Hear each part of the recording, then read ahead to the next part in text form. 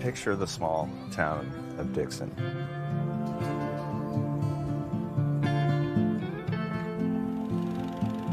The stereotypical white picket fences and red, white, and blue flags flying in front yards. It's the hometown of Ronald Reagan. It's a community of about 16,000 population, basically kind of a conservative county in a way.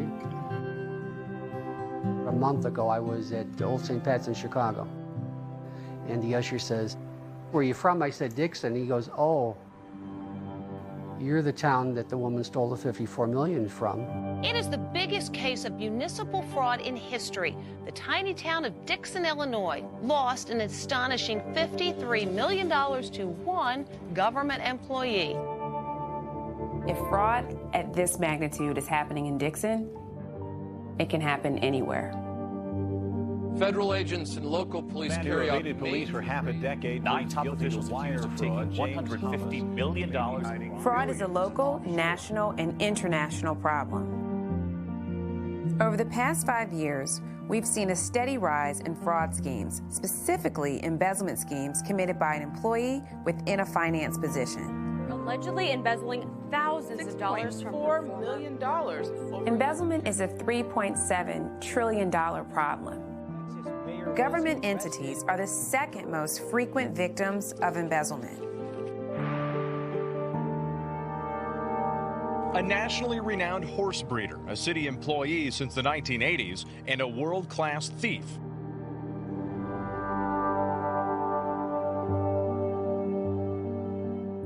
The number one question people ask me is, how does one person in a small town steal $53 million and no one know, and get away with it for 20 years?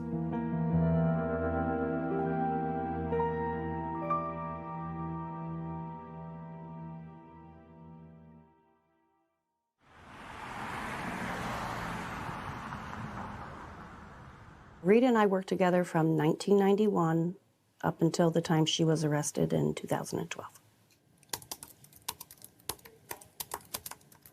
When I first started, my capacity was deputy treasurer under Rita Crundwell.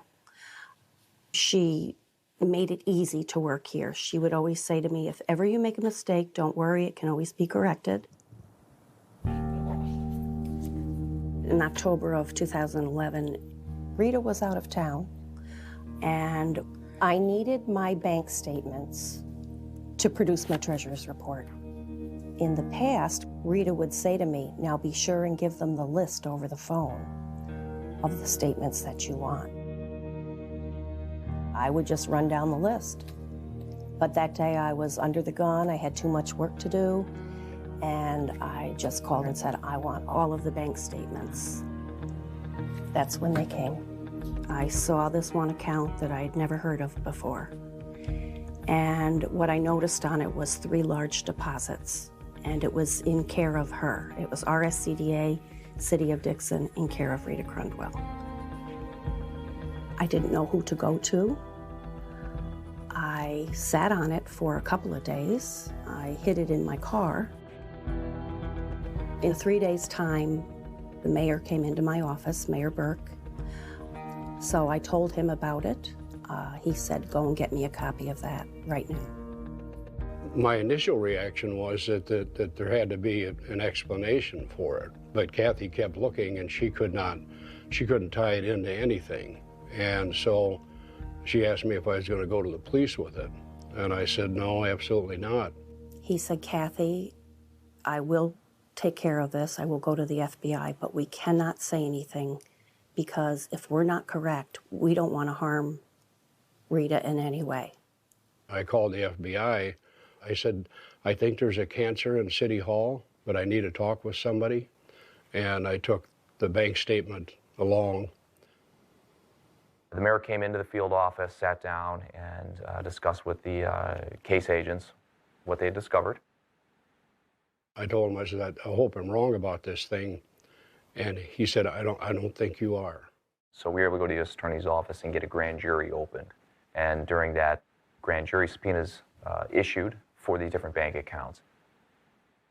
I was very scared because I was told, you keep it quiet, you say nothing to nobody, we'll handle the investigation. So I believe that when the FBI tells you to keep your mouth shut, you keep your mouth shut.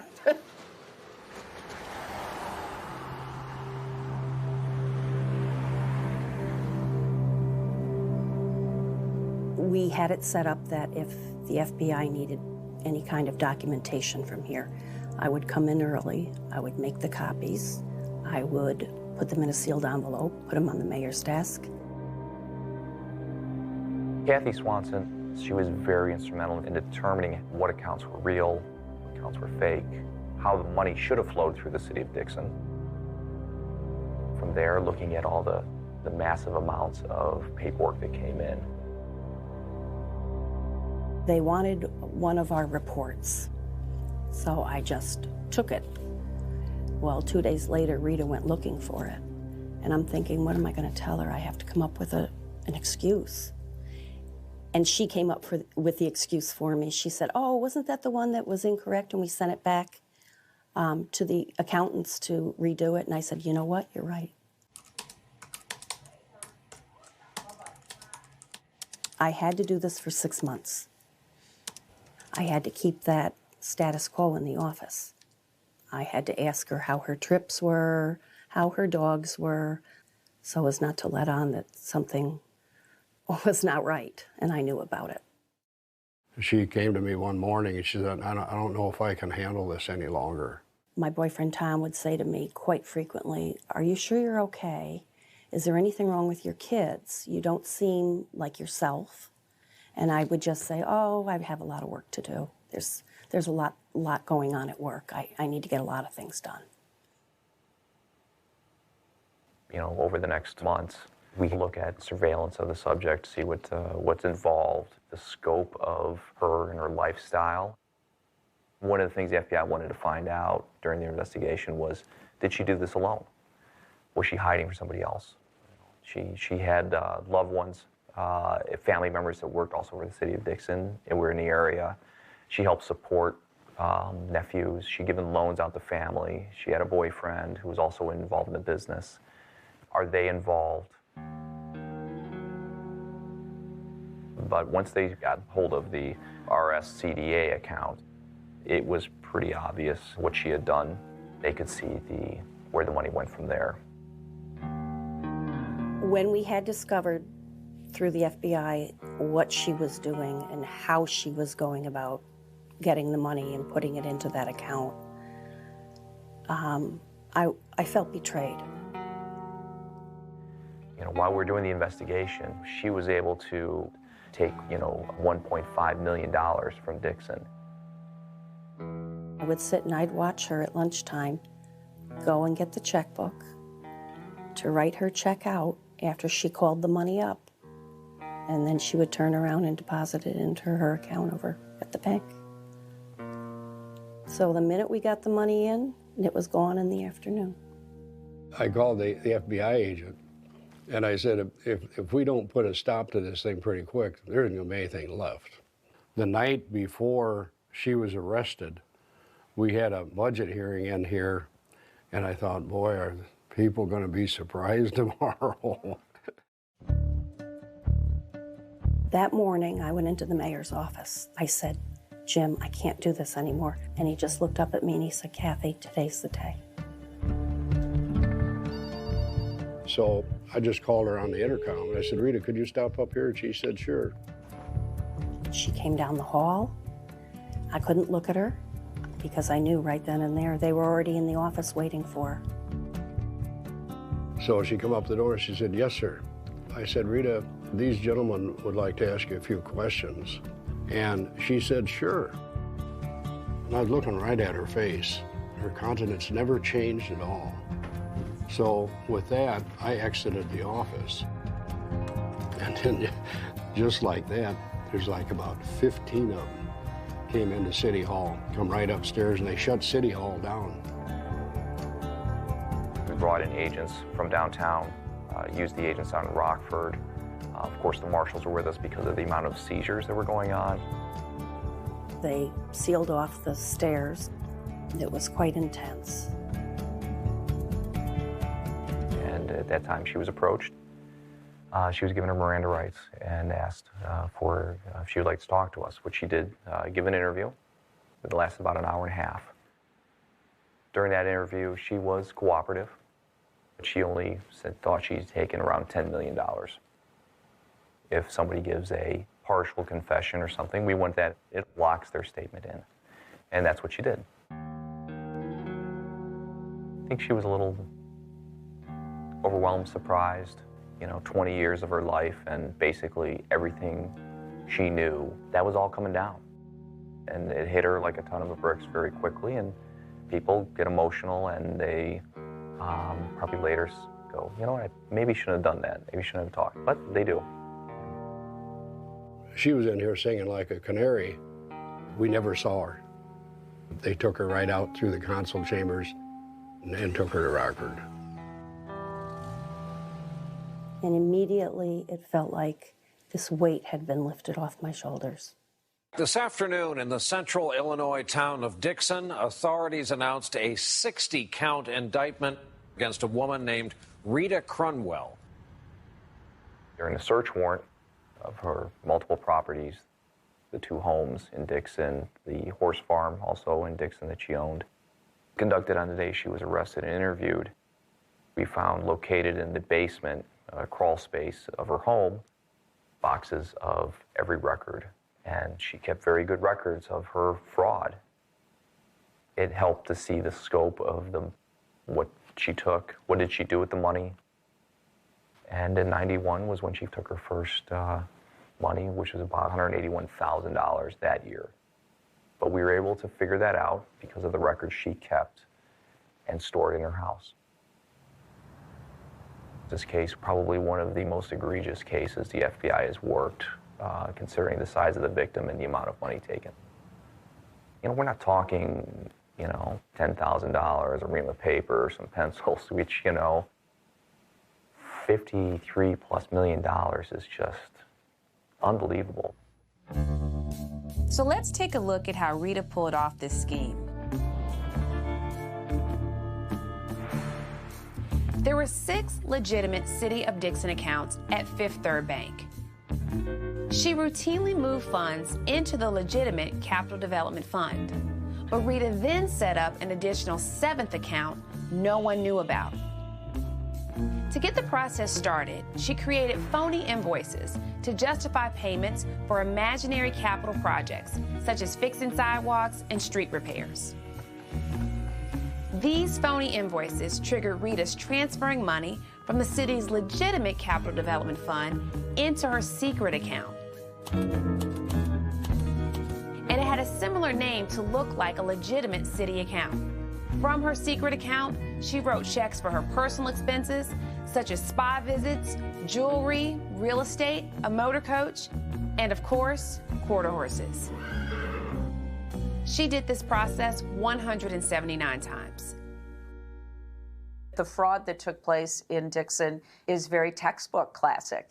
It is those where we set up a side account, we mask it in the name of a government, and that one individual has control of money going in and money going out. It usually is simple. It doesn't have to be a complicated process, and I think that if she made it more complicated, she might have gotten caught sooner.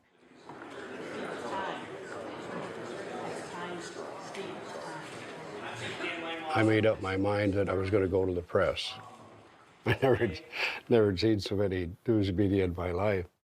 This is a traumatic, upsetting event that the citizens and council are experiencing.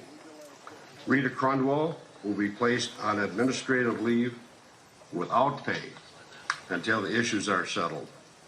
Every effort will be made to acquire assets for the benefit of the city. Crunwell is now free after posting a $4,500 bond, only fueling the outrage. Excuse us. Any idea why she wouldn't talk to us today and just apologize to the people of Dixon? Can't answer any questions.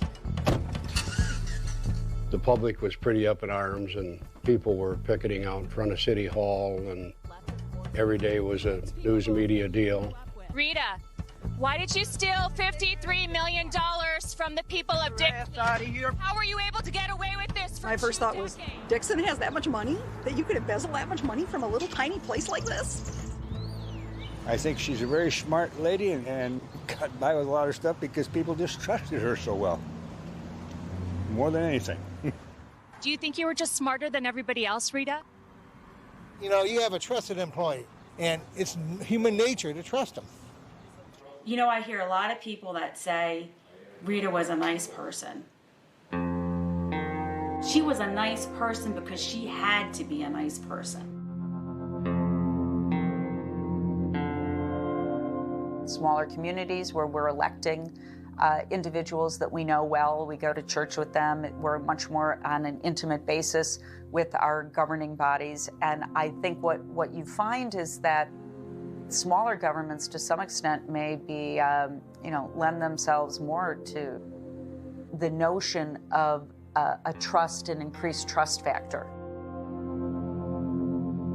Before Rita, the largest municipal fraud in U.S. history was a case in Washington, D.C. In this particular fraud, a network of friends and family stole $48 million over a 20-year period. When you compare D.C. to Dixon, the amount of money that Rita was able to steal from this small town all by herself makes this case even more shocking.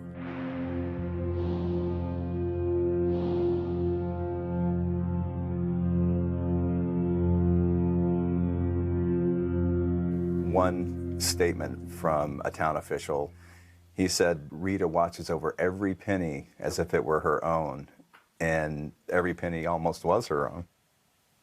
Now let's congratulate your 2011 World Champion, Good I Will Be, owned and shown by Rita Crundwell of Dixon, Illinois. She was leading a big lifestyle. I thought, and I think everybody in town thought, that it was all due to these horses. You know, there'd be stories in the paper that she's got another national champion, and she'd have pictures, and then there were stories that she'd sold horses for $200,000 or $300,000. So that was the image that she was conveying. That was the image that I had. I must have went by Rita's horse farm 15 times, you know, and I always ask my wife, who has that many quarter horses? It was really kind of mind-boggling, and see the spread that she had. It's like, oh my gosh.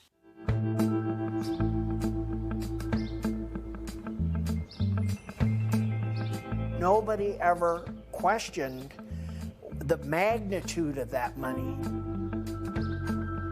She told people that her parents were investors in Campbell Soup companies. I mean, certainly her parents could have owned many acres of farmland, which is very high revenue. Honestly, didn't think too much about it. Curious, but like everyone else, you just kind of, interesting. I do know for a fact several people, many people, benefited from her money. And I suspect 85% of it was cash. Co-workers at the city thought that she inherited a lot of money and that she got involved in it and was very successful. Of course, the family knew that she didn't. So, you know, was it ever clear exactly what their belief was? It was, if they're benefiting, don't look a gift horse in the mouth, right? So. One of the things that really struck me about this story with the horses were the names that she gave them. I execute class. Subconsciously or ironically to send a message to the town. The irony there is obvious. I'm money too. She scores. Packin' jewels. Me, myself, and I. Jewelry by Tiffany. Careful who you invite. Ain't I a natural? I found a penny. She scores. Makes me cry because she's one of my favorite mares. And I execute, so. Can you tell me a little bit why She Scores is so special to you? She's just a great mare, and she won 7 world champions. And She just has a special place in my heart. The idea of a small town, high school educated municipal clerk who was able to both completely pull the wool over her town's eyes, but the second half of her double life, which was this grand, high stakes horse empire. By day, she's wearing meek, municipal clothes, and by night, she's dripping with jewels and furs. Is that what you said? This is fun. Go. I met Rita in 2005 at the American Quarter Horse World Finals in Oklahoma City, Oklahoma. I love it. We always stalled at the same area every year. She kept in a small little circle. You didn't see a lot of people walking up to her, congratulating her. And I think, I was in awe of her. I mean, Rita was a showman, and she was very good at what she did. When she won, she deserved it. I mean, she really did. The Oklahoma City Leading Owner Award was no surprise, since Rita Crundwell of Dixon, Illinois, has won the award now for 8 consecutive years. Congratulations, Rita. Rita was very polished all the time. She always had a fitted, short top on and had beautiful jewelry on while she was showing. There would be times she would go back to back in classes. She'd be out there for 2 hours. Her horse trainer would bring her another horse. She'd change her jacket and go back out there again. Everybody was like, how did Rita come across all this money? And we were told that Rita had a boyfriend that passed away, and he was much older than her and left all her money to her, and it was believable. I saw her pull up one day with a brand new custom-made Sundowner trailer just to haul the horses in. And, the word was out, it was $250,000. Rita, how did you sleep at night? How did you go to bed and not think, whose lives I'm infecting here? I mean, it's crazy. How did you sleep at night?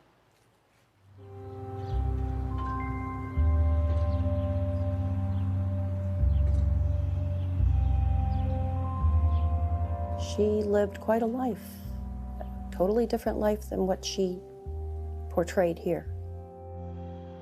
I had learned that she had a house in Florida. I always thought that she just went down and stayed at her boyfriend's mother's house.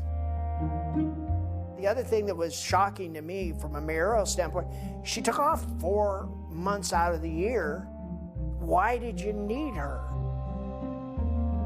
Rita taking time off was unusual because most fraudsters don't want to take time off because they're scared that their fraud scheme will be discovered.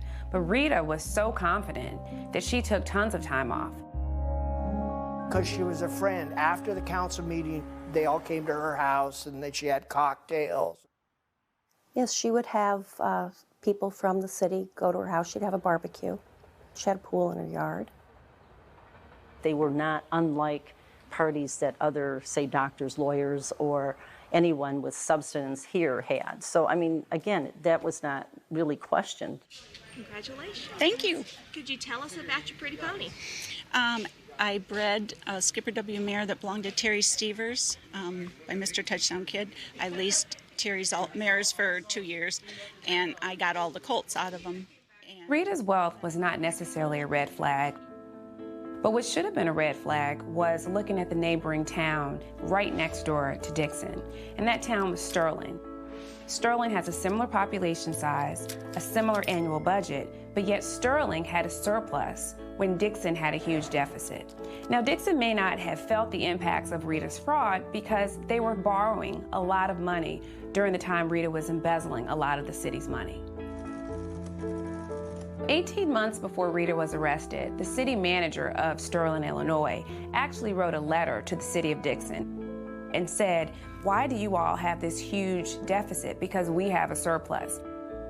He was trying to alert the city of Dixon that something seemed wrong.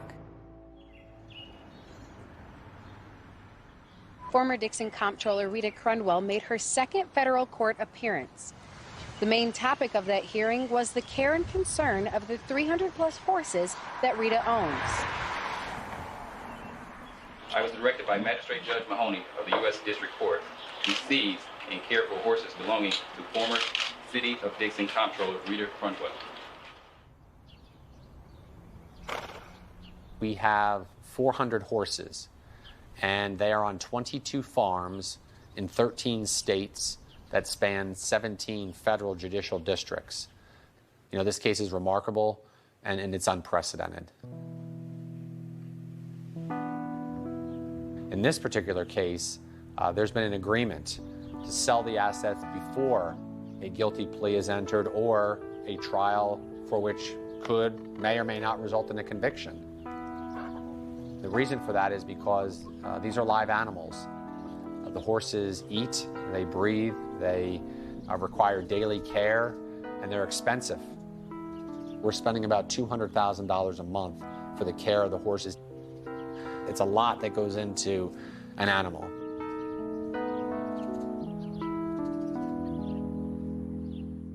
This is the defendant's trophy room. Not many people have a herd of 400 show horses, many world champion horses. Our interest would be to try to get all $53 million. I don't know that the herd's ever going to bring anything close to that. Our purpose today is to let the prospective buyers know that what we have here is a very valuable herd. Preliminary estimates are that we should expect, 1,500 people here on the farm. We're being told by the experts that we should anticipate what has sometimes been referred to as the Willie Nelson concert crowd.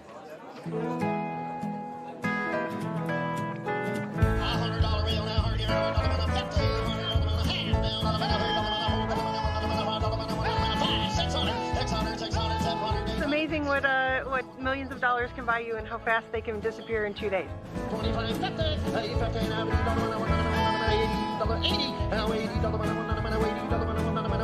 We're here to bid on some horses, and hopefully we can bring back some of the money back to Dixon, Illinois. I've been in the horse business all my life, and I've never seen anything like this, no place in the United States. He was absolutely gorgeous, and I've been doing this for 30 years, and I can tell you, I've never started a horse sale with one as good as this one. We're going to get 200, keep on out, 200,000, now 250. 250, now 300, 300, give it a little 300, now 500,000, now 500, give it a little 500, give it a little 500, 625, give it a little 625. Thank you, now 750, 750, now 775, 750, 775,000, sold him $775,000.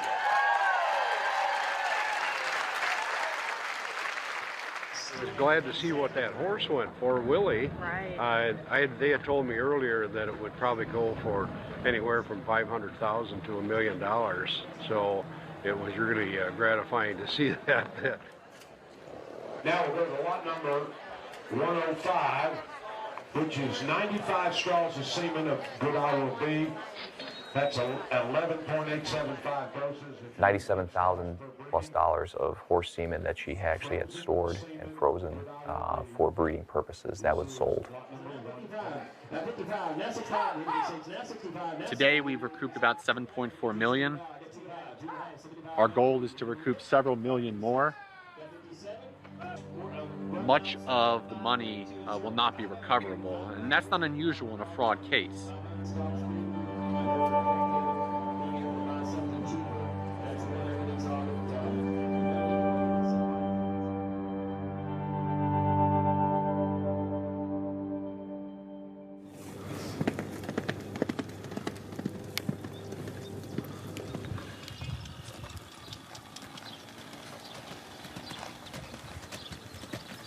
I was able to track down some people who knew Rita as a child, and they described just a normal kid who was very smart, very pretty, very charming, and had a great love of horses.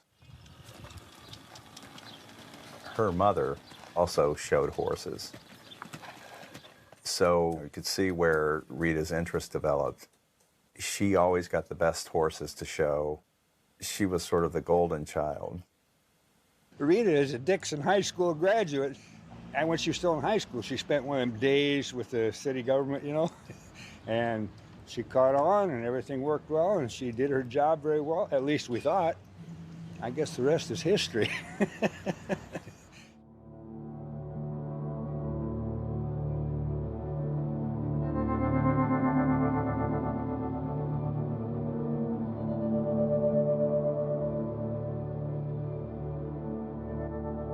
What do you want to see happen to Rita? I want her to be prosecuted to the full extent of the law. You think she'll serve time? Boy, I guess I don't know. I would anticipate. I would if guilty. Yeah, white collar crime is crime. I mean, because someone is blue collar and it's a violent crime doesn't make it less of a crime. In the face of overwhelming evidence, Rita pled guilty to wire fraud and money laundering on November 14th, 2012. 3 months after her guilty plea, Rita arrived at the federal courthouse for her sentencing. She faces a maximum of 20 years in prison. The hardship Rita caused Dixon will be the central focus of the hearing. The prosecution put together a PowerPoint presentation.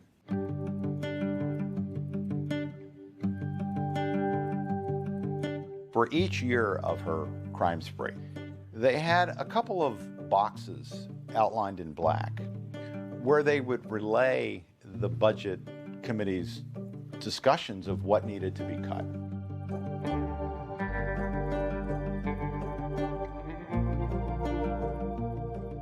Then on every page, they had a box outlined in red.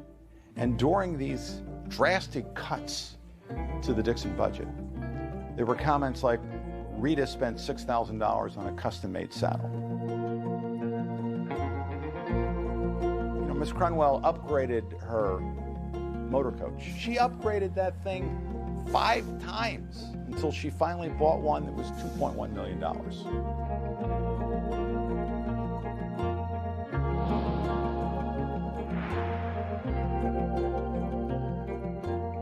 But particularly in year 2008 is when she crossed the $5 million threshold.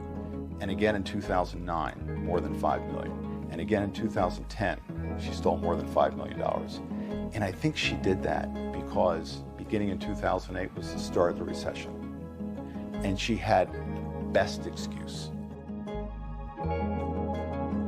Showing all of her assets made everybody realize that she just kept buying, and the people of Dixon were suffering.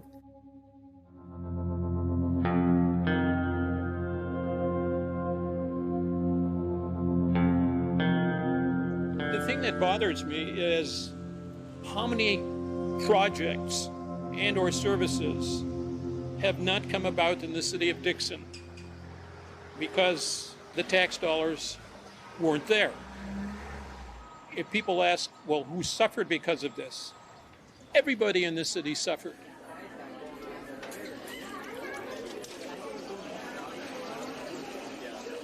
And of course, it was a domino effect later out, we found out in the city. Repairs and raises and layoffs, and it was a big impact on Dixon. I think a lot of people were talking about whether if anybody else was involved in this situation. Somebody else had to know about it. She may have taken money away from people who really needed it. And that, to me, is a worse crime.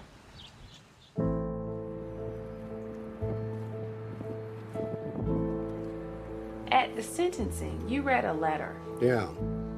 What is it that you were trying to say to her in that letter? I was trying to recognize the pain she caused to the city.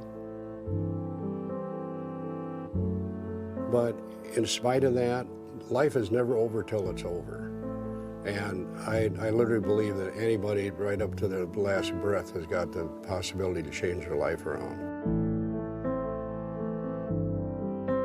Rita was given close to the maximum sentence, 19 years and 7 months. I was in a seat where I could look at her, she would not look at anybody. And all I could think about was, for 20 years I worked side by side with this woman, and I never knew her. I never really knew her. The judge ordered Rita to pay the city of Dixon restitution, and he imposed an agreed forfeiture judgment in the same amount. This means Rita's restitution is over $100 million. Based on her $65 per month prison salary, it would take her over 120,000 years to pay back the city.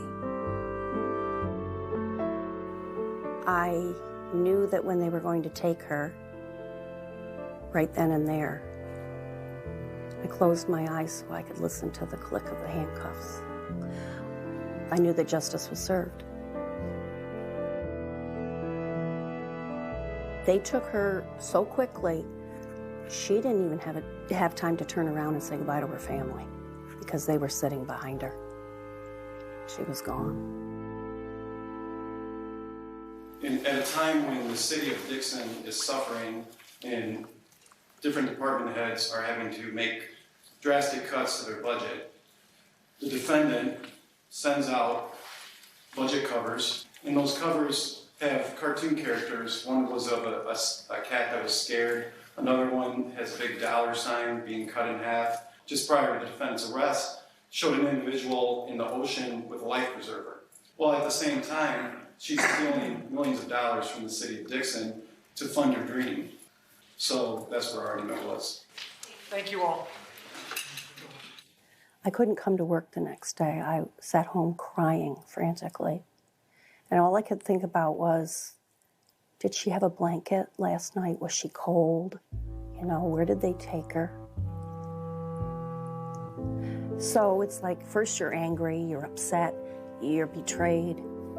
Then your emotions of, is she okay? And to me, it was so confusing for me, and I couldn't understand why I was feeling like that.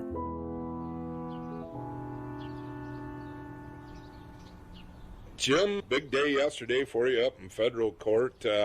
After thinking about it now for almost 24 hours, what do you think about how it went down? It's really good to have that phase of this whole thing over with. She had to receive a punishment that was commensurate with the size of the crime that she committed. Well, I've heard from people, Jim, that say, she's going to go to one of those country club prisons and it won't be so bad after all. I hear this thing all the time about these prisons. Boy, I'll tell you, if they call that a country club, you can keep it away from me. She did appeal her sentence, stating that the 19 years was unduly harsh. She lost her appeal, and since then there hasn't been anything further. So at that point, the FBI then worked with the U.S. Marshals along the way to work on forfeitures, determine what she has that was seized. Thousands of man-hours were spent by the FBI alone, one investigating, and then two seizing and documenting all the evidence. At this point, we don't really spend any more time, as the investigation led that we could not prove that anybody else was aware of the fraud scheme and was part of it.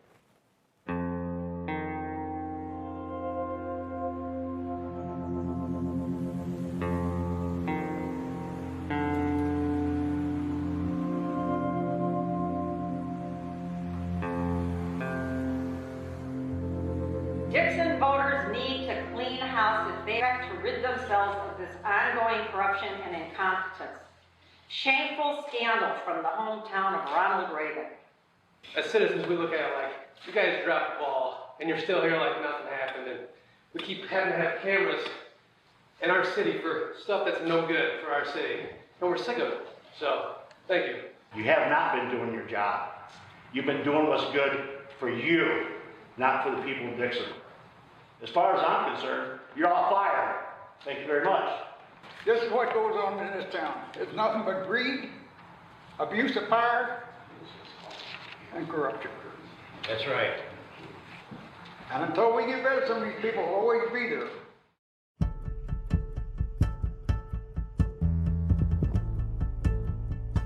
When did I create the sign? Just about a week before they was even have the first meeting after Mr. Cromwell. And I thought it'd be appropriate. And that's the way a lot of people think in Dixon right now. And I do. I changed my complete, what I thought of that man. The city council and the mayor all should have known what was going on. They should have known about the fraud. They should have been looking for it. They were all complacent in their duties to just let her do everything. One person or one event does not define Dixie. People are very angry, and rightfully so. A lot of it's directed at probably people that governed, and that's kind of unfortunate because those people, they did the best they could with what they had. Officials in Sterling figured out there was something wrong. How in God's name did another city see the red flags and this city didn't? We have to change our form of government to something that is going to work, that's more professional, that's more modern day, and that's at least capable of handling the problems we have before us. I think we need to continue. So I was vilified. We would have the same people coming up here, meeting after meeting, and suggesting that and asking for my resignation. I mean, there was nothing that ever prepared me for this kind of an experience. It hurt him, shocked him the way that the anger was, especially against him and the city council. He felt responsibility for it. It was just the fact that because he was mayor and it went down on his watch. My question today is to the auditors. Why did you never tell the mayor and the council that our internal auditing were completely lacking and needed to be changed? People would often ask questions about why are these revenues so small? How come we haven't gotten this money? So on and so on. But no one ever followed up on that. Whatever Ms. Crondwell told them, they swallowed it hook, line, and sinker.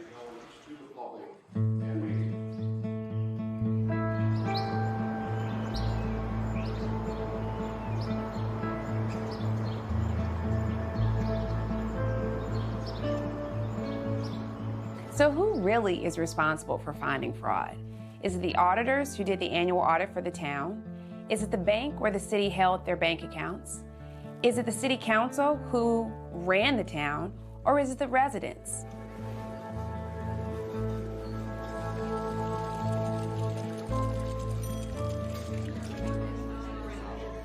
The local media felt all along that the commission form of government was the sole reason for this whole embezzlement. I mean, we are the outstanding community around here, and it got here with this form of government that we've got. I mean, essentially you have a handful of city leaders who have their own little fiefdoms, don't really communicate a lot with each other, but more importantly, they're part-time jobs that pay a pittance. All of them actually, they have other jobs. For instance, one of the city officials owned a carpet store. Another was a high school business teacher. I mean, these are the people who are responsible for keeping track of what's going on. There was not the oversight from a governing board perspective, really diving down and diving deep into what the operating budget looked like, how the dollars were being allocated, be it to public safety, capital projects, or any of the other public services.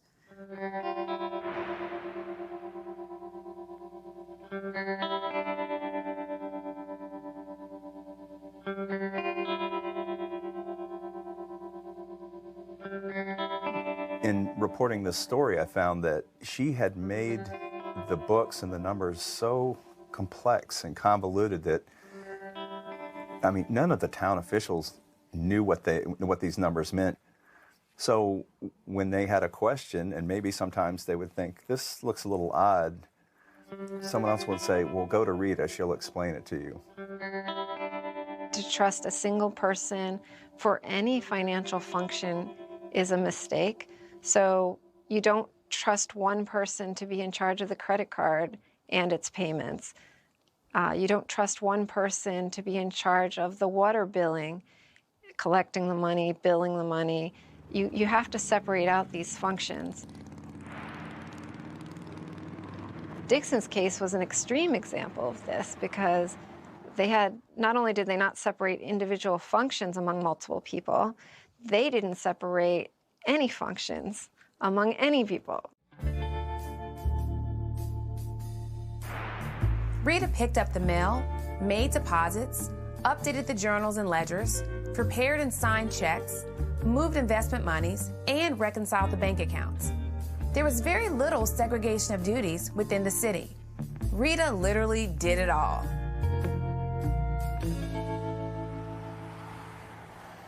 When Rita was out of town, she would have an employee pick up the mail for her to keep for her when she got back. And I know that statement was one of them. There's been no policies in place all these years. Maybe Rita was smarter than all of us because she knew there were no policies in place.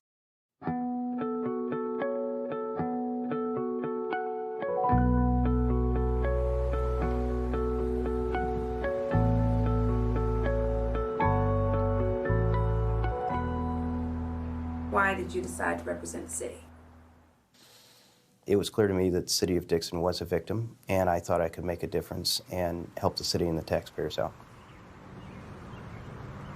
Do you believe that the city had any responsibility in detecting the fraud? Do I believe the city of Dixon had any responsibility themselves to identify the fraud that was committed by Rita Crunwell? And I think unequivocally the answer is no. Did you meet Rita? I did not meet Rita Crunwell when I was prosecuting this case, and nor have I ever met her. For purposes of my prosecuting this case for the city of Dixon, she was, for all intents and purposes, irrelevant. The issue was who was responsible for identifying the fact that she was stealing the money. Rita developed too cozy of a relationship with so many people that were involved in this thing. She directed the audit. I mean, she was the one that really, in my mind, selected Clifton to continue to do the auditing and so forth. Clifton is a top 10 public accounting firm in the United States. The city of Dixon was a client of Clifton's local office. They were hired by the city to do the annual audit, and in addition, they were involved in the city's day-to-day operations. They made a conscious, intentional decision to get all of the money for every financial aspect of that city. They made that decision. They were there. Either Clifton was at the city hall or the city hall people were dropping financial documents off there at least once a day.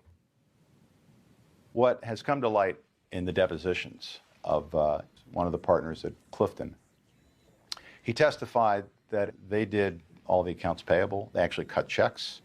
They did payroll. They did other consulting services.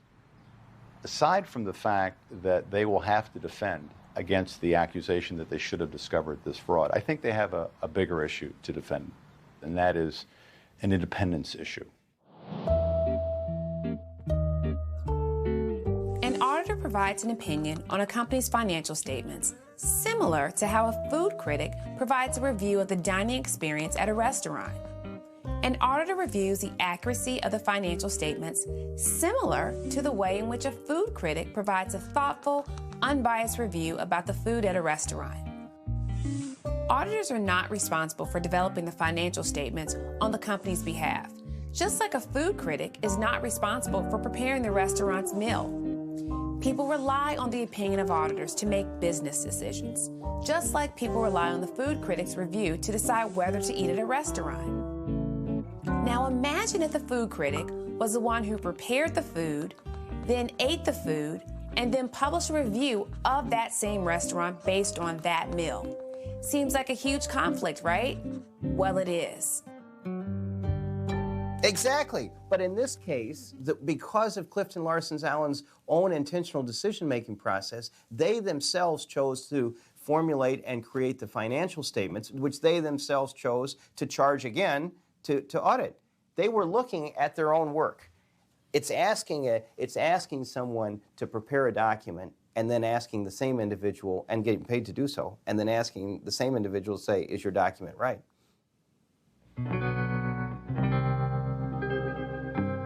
The city argued that the auditors knew or should have known that the invoices were phony.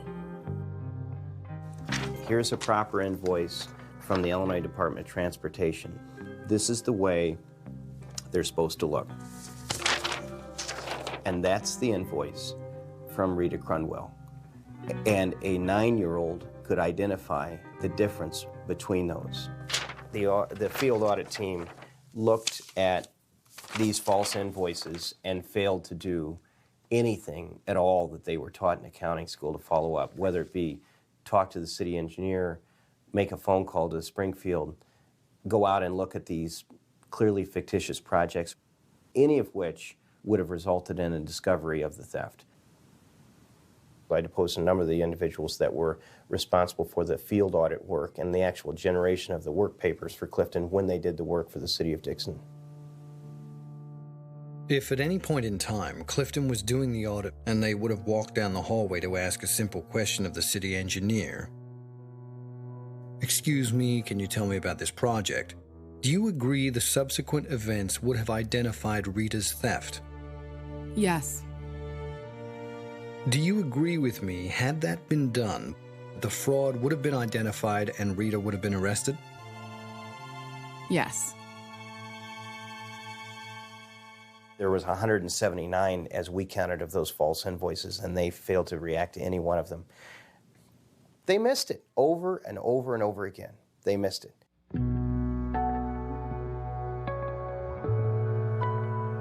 The issue is, should someone have known about that RSCDA account?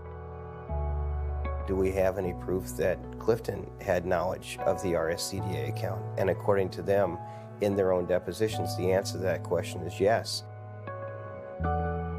They were given bank confirmations on multiple occasions disclosing the RSCDA account, and they did nothing.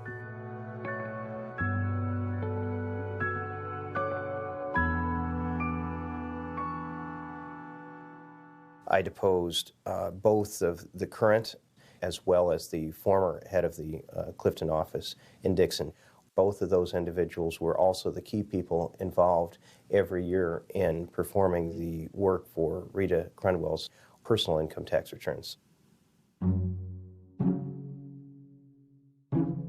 Is it unusual that somebody would have over $300,000 cash flow out without being explained by their tax returns?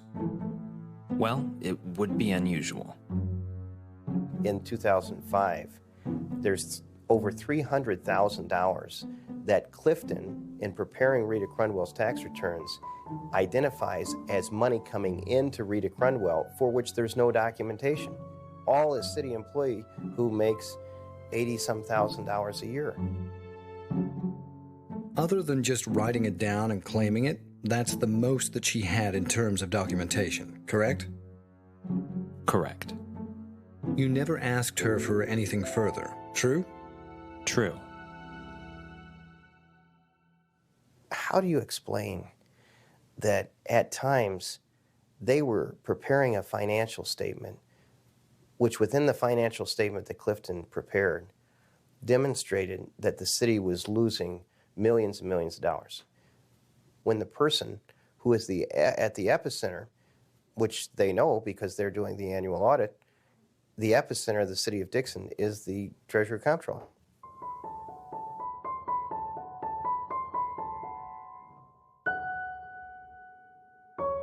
Unexplained income on a tax return is always a problem. And had the tax preparer asked a couple of more questions, it would have led that preparer to know that the unexplained income was coming from the embezzled money. If the auditors are not to be held responsible for identifying the theft of millions and millions of dollars every year, why have them in the first place?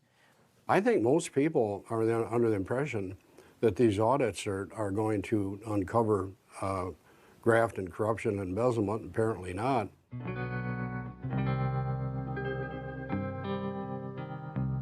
Auditors are not responsible for finding fraud, nor should they be. they became reporting and disclosing police, making sure that the corporations, public corporations in particular, were following the appropriate regulations. Am I defending these particular auditors? No.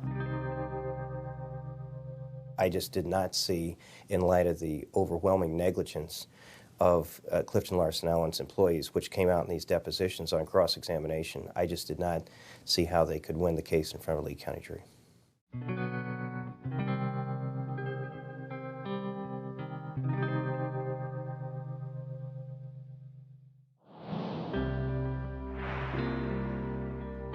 Most frauds are discovered by a tip from a whistleblower and not from an audit. So had Kathy Swanson not discovered this fraud and then reported it to Mayor Burke, there's a chance that this would have never been discovered and Rita would have gotten away with it. You feel as though you're a whistleblower? Yes. Mm-hmm. It sounds like a very stressful role. Being a whistleblower it's very stressful, but, you know, it's all in how you're brought up. My parents taught me you don't take something that doesn't belong to you. And if you see something wrong, say something. So.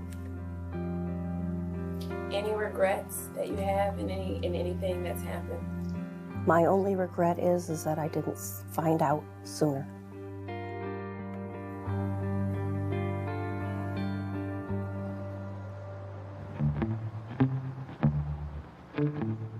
Fifth Third Bank was also named in the civil complaint. Remember, the city of Dixon held 6 legitimate city accounts, along with her secret account, which she used to funnel money out of the city. I think from the banking side, I think it was shocking that they opened the account the way that they did. According to them, it was a city of Dixon account. And for them to see on a regular basis so many personal transactions, from jewelry to spas to equestrian activities, many of the checks that she was depositing into this bogus account were made out to treasurer. That type of ambiguity is known within the banking industry as something that you should not allow to occur, especially in the amounts of the money that she was negotiating. I took the deposition of one of the Fifth Third Bank former employees who happened also to be the bank branch manager when a lot of the most serious transactions that Rita had with Fifth Third Bank transpired.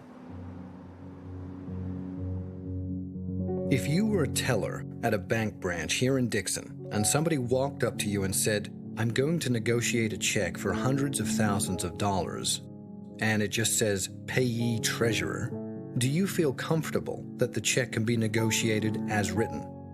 Based on my experience, it would raise caution. And what's the basis of that opinion? The dollar amount, number one. Typically, higher dollar amounts are reviewed closer. I was able to obtain a lot of admissions on behalf of Fifth Third Bank that I thought would be very damaging for Fifth Third Bank should we go to trial. The case never went to trial. Were you surprised by the settlement amount? No. I wasn't surprised by the settlement amount because I, in my heart, truly believe that the fault lied with Clifton, the Fifth Third Bank, and one way or another we were going to get that money for the city, whether it be by trial or settlement.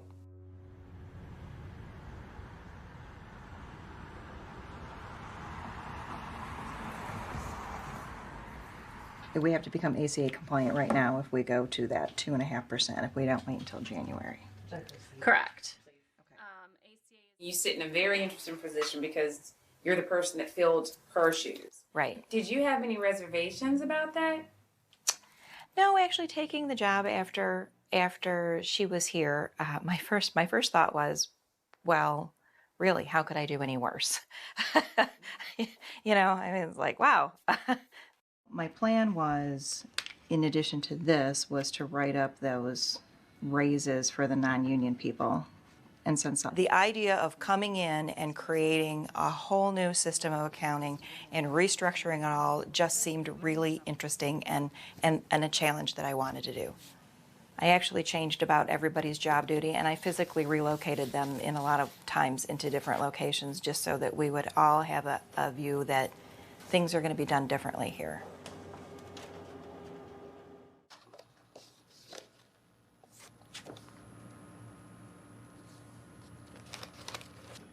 Our office dynamics have definitely changed. My duties have lessened. I'm just the city clerk now. I don't do the payroll. I think it's more of a professional place. I still harbor a lot of bad feelings towards Rita. I can't help but feel that way.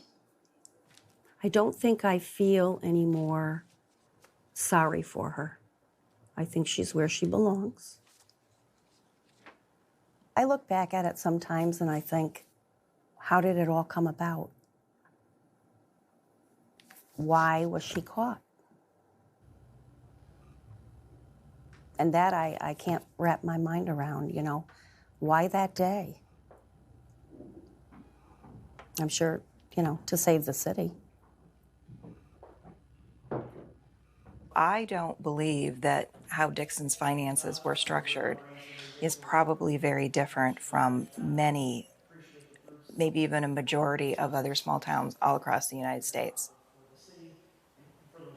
I would also guess that there's a tremendous amount of theft out there.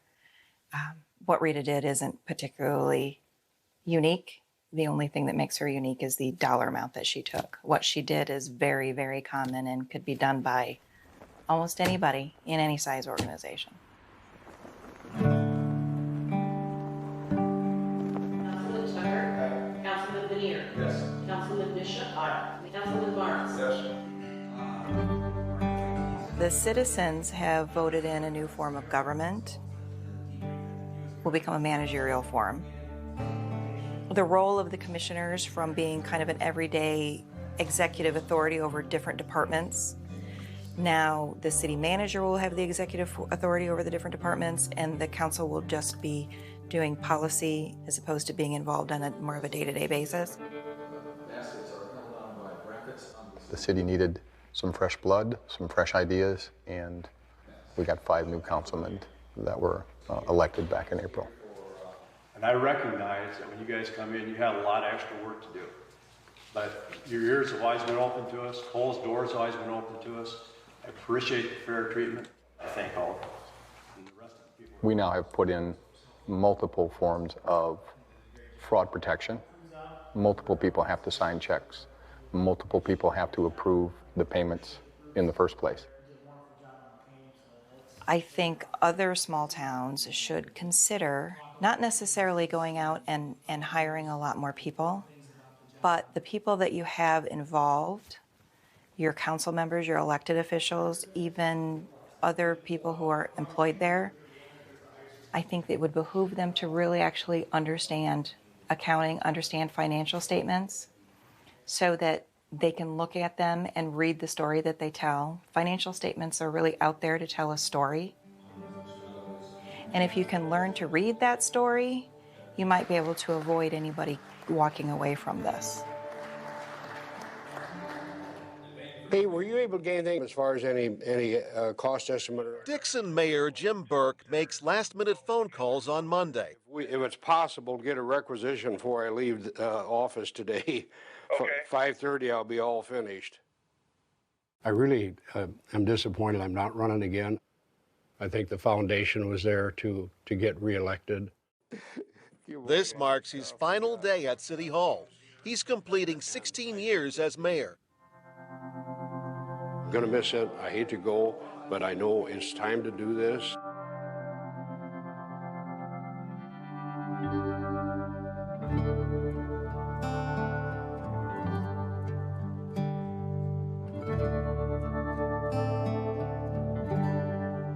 Here we have intermediate storage. So for all of the paperwork that isn't necessarily for my administration, but we still want close by, old filings and stuff, that's kept right here. Since electronic records are relatively newer, that's one of the things that was interesting about the Crunwell situation, because it took place over 20 years, and she was essentially the master financial bookkeeper.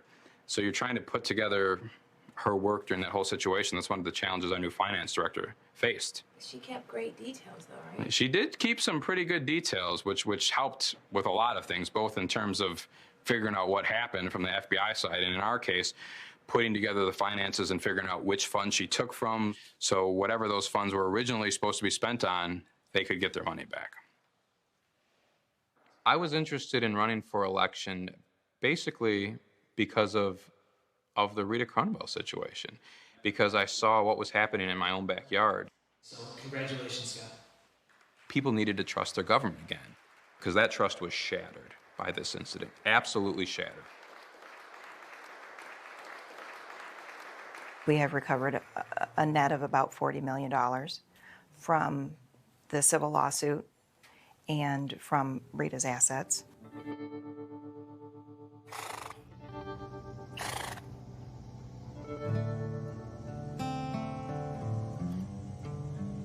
$10 million of it right away disappeared for lawyer fees.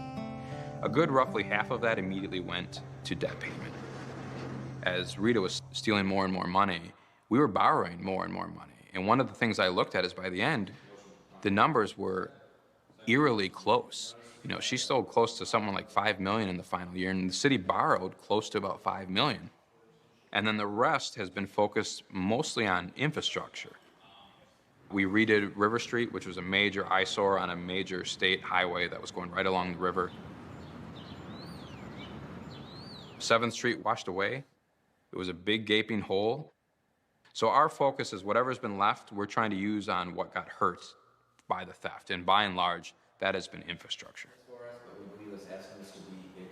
Anyone who interacts with the city of Dixon under this council and my administration, whether you're an auditor, whether you're contracting with the city, whether you're an employee of the city, we're going to be watching the money really closely.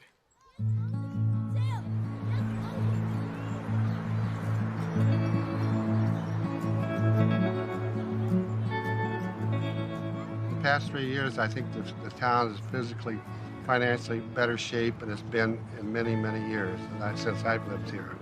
And basically because they recouped all that money from the bank and the accounting firms.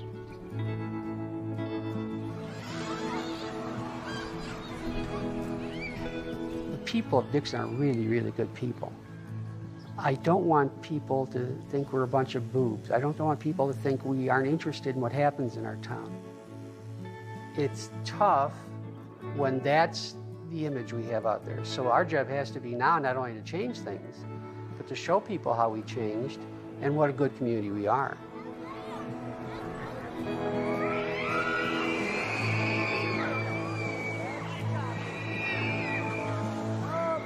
I love this city.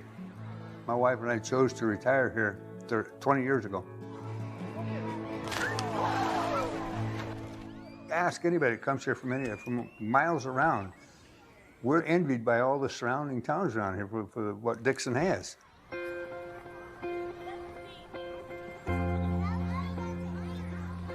We're trying to put the fraud behind us. You never dream it's going to happen to you, but obviously it can. I think our hometown boy, our president, Ronald Reagan, said it best. We trust, but verify.